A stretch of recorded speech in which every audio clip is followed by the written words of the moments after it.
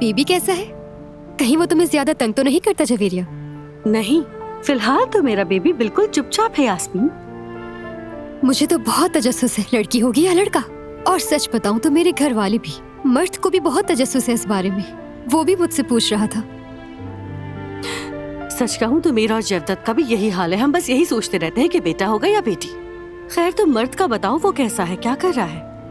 वो वहाँ, तुम यहाँ, तुम दोनों एक दूसरे को कितना ज्यादा मिस करते होगे।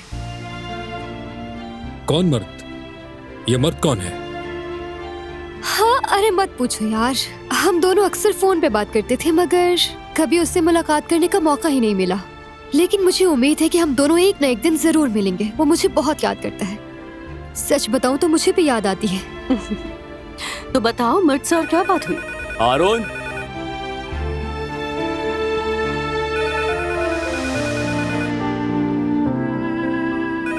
अरे हारून, मैं काम कर रहा हूँ, जाकर फोन उठाओ। कब से फोन बज रहा है? ठीक है भाई, ठीक है, देख रहा हूं मैं।